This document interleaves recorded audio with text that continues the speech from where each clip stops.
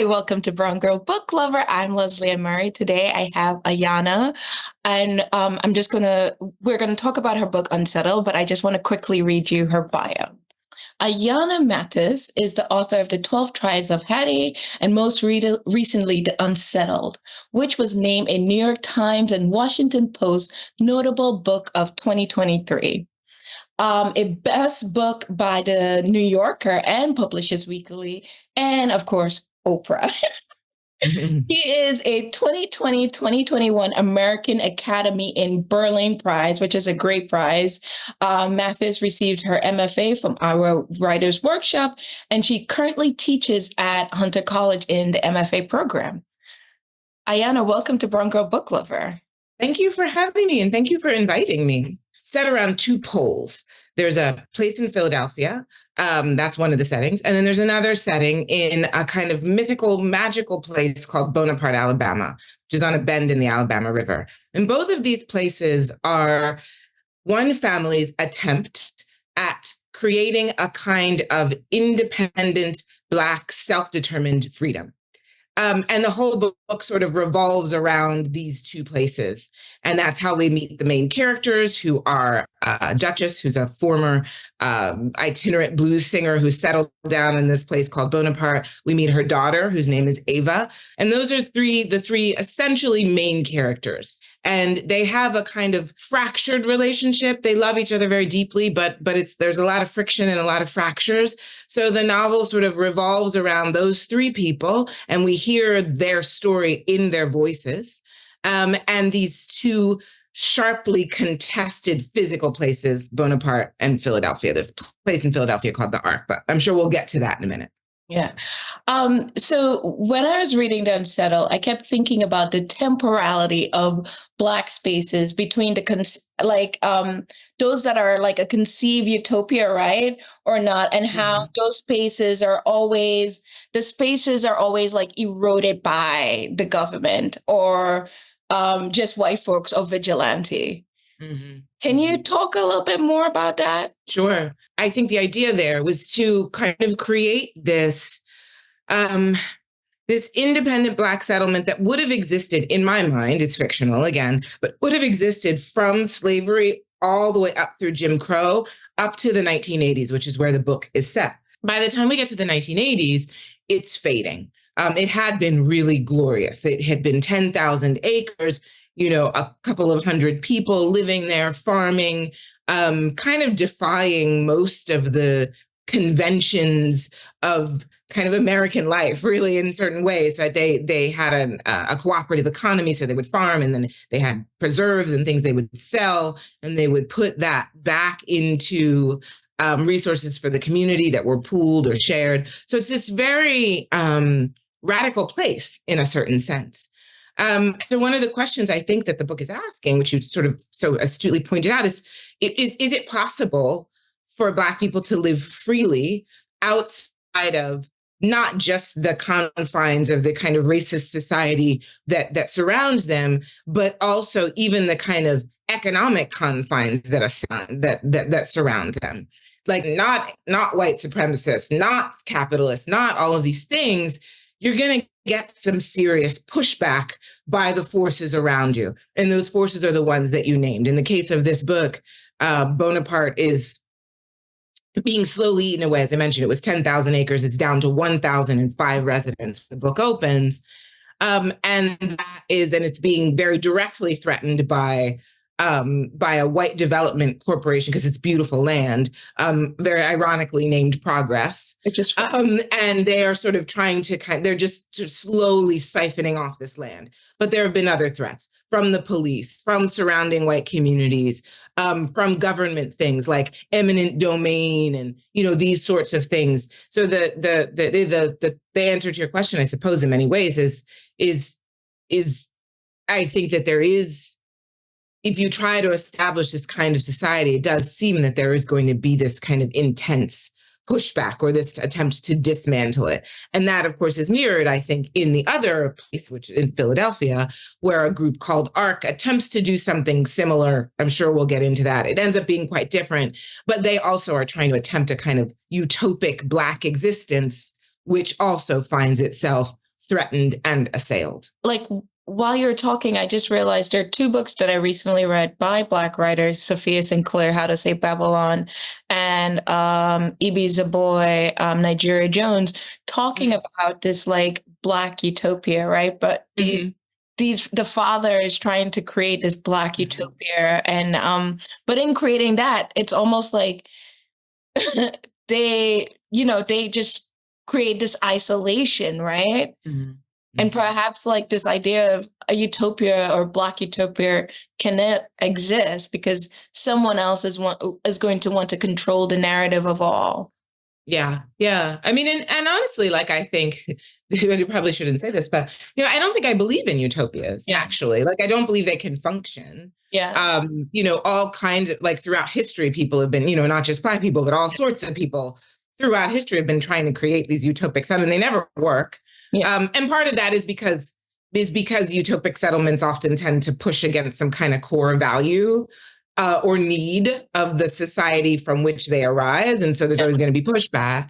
But in part, I think they also, and I think this is one of the things that I was hoping to explore in The Unsettled, is that, even a group of people who are deeply beleaguered, right, who are threatened by an outside society, it's not like those people are going to be all the same. They're not monolithic. They're not going to all have the same ideas about what they should be doing or how they should be doing it. There's going to be personality conflicts. There's going to be conflicts about how do we educate the kids? You work more than I do. So-and-so likes you, but these are people. So there are always going to be also internal conflicts, which I think also kind of threaten like utopias seem to be threatened to me, both from inside, just the nature of people being people. And from outside, by virtue of the threats that they might pose to whatever systems they are operating against. So I think, the desire and need to create them seems to me to be natural, right? Because I think from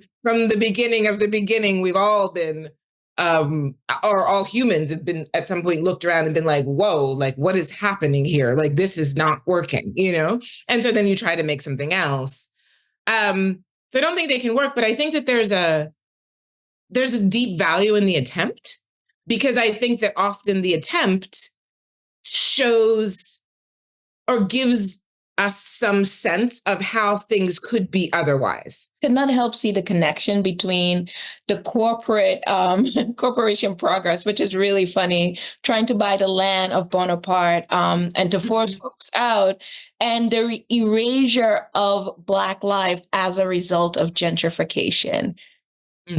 Those things were like so clear to me. And like, tell me, why was this like this book is just so beautifully layered with so many things that every time you read, you can get something new. Why was this layer so important to highlight? In the United States, there was an enormous amount of land that was bought and owned by Black people, basically after slavery, like through the Reconstruction. The slavery ended, the South is occupied, etc. Black folks are like buying land and opening businesses and doing all this stuff. By 1910, Black people owned around 16 million acres of land, roughly. By 1997, 90% of that land had been lost at a value, conservatively, of about $326 billion. Not million, billion with a B. So this notion of the last loss of land and the ways in which, the sort of myriad ways in which land can be lost and the centrality of land was really, really, really important to me. And I wanted the story about Bonaparte and about Philadelphia too, but to be kind of nuanced, because I think that we're fairly familiar, sadly, with stories in which Black people are run off their land by, night riders or white mobs or, that sort of thing. And lynchings and all of these other violent means, which certainly happened with horrifying frequency.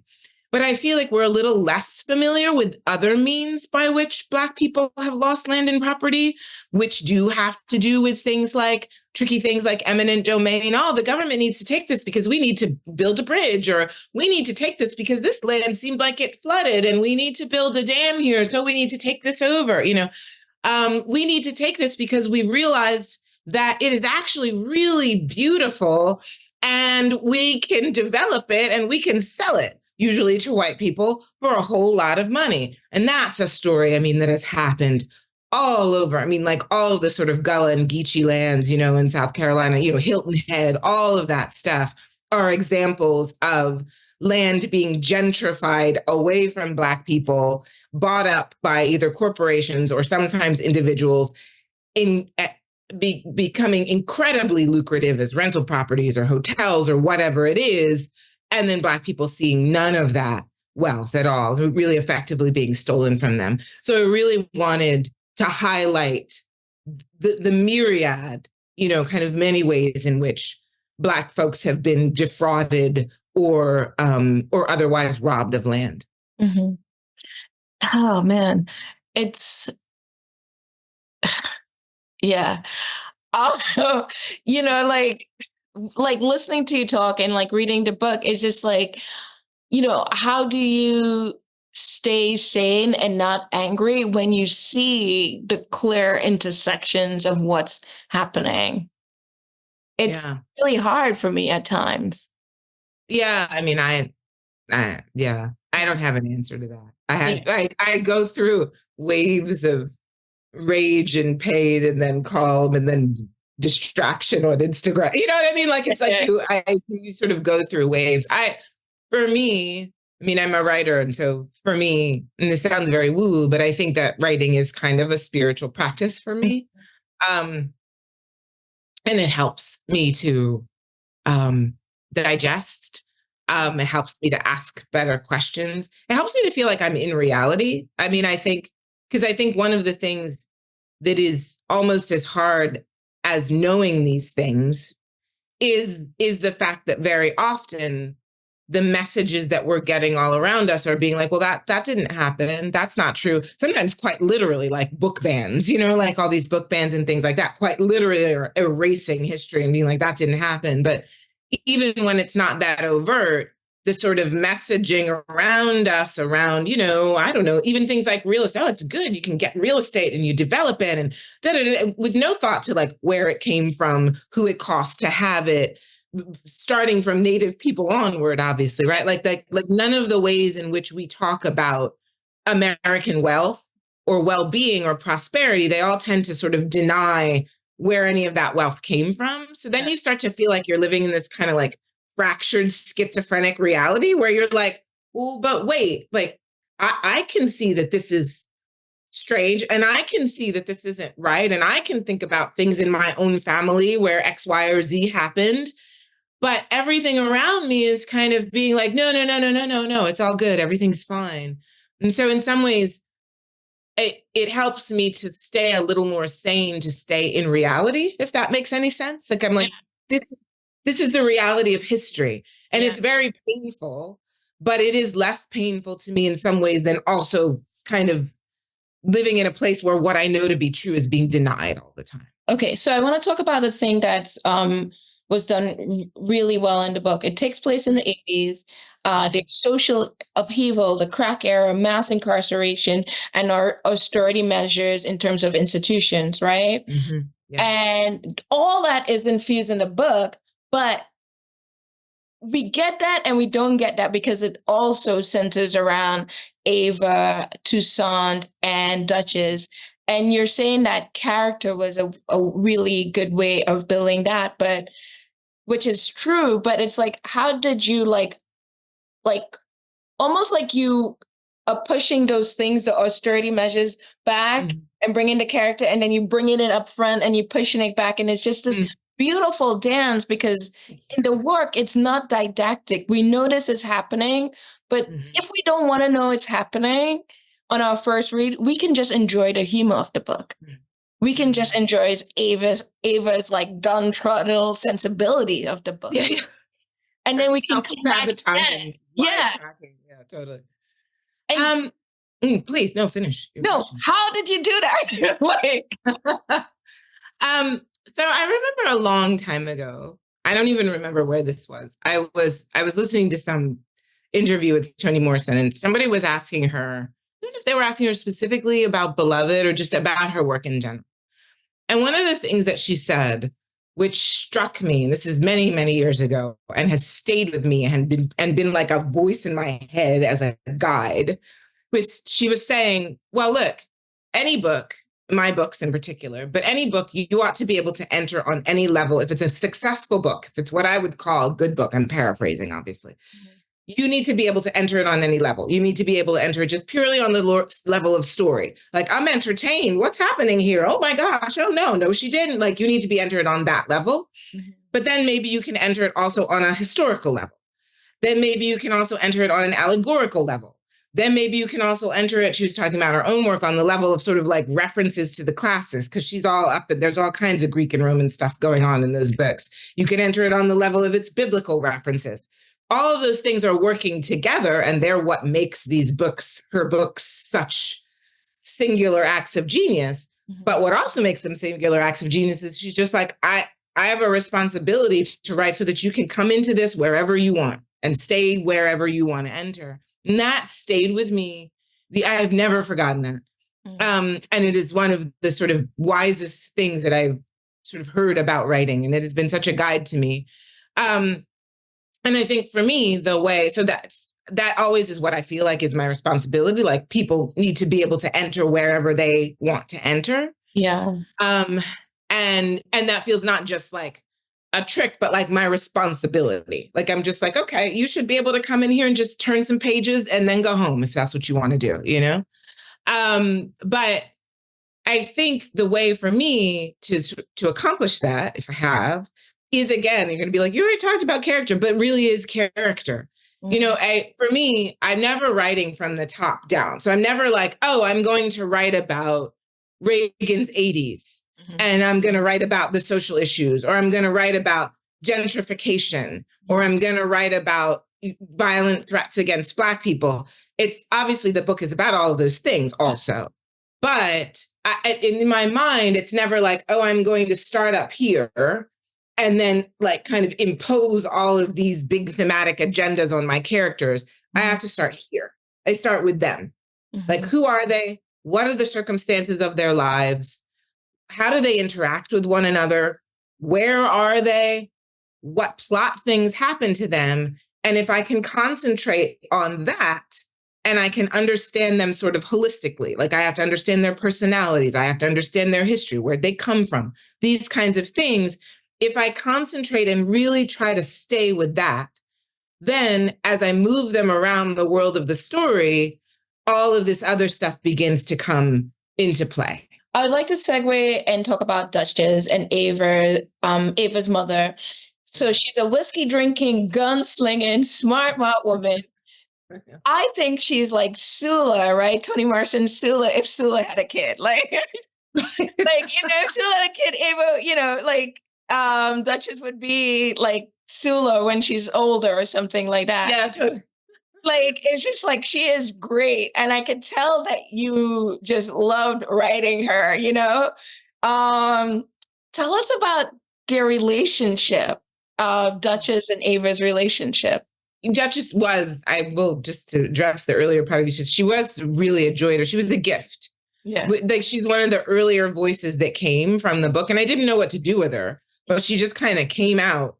And I was like, there's a section in the second half of the book where she talks about a flood that she was in when she was a girl, and it was that happened very, very, very early on in the construction of this book, and I didn't even know what to do with it. But there she was in that voice with those phrases, and I was like, well, I don't know what to do with this lady, but here she is, so I'm going to keep her, you know. So she was a gift. But she and her daughter, Ava, they're estranged. And the relationship is really strained. And I think in some ways, this is also, I think, a book that is about motherhood and about Black motherhood, and about mothering in circumstances that are not kind of mainstream conventional circumstances. Because I think one of the questions that it's asking a lot is like, what's a good mother?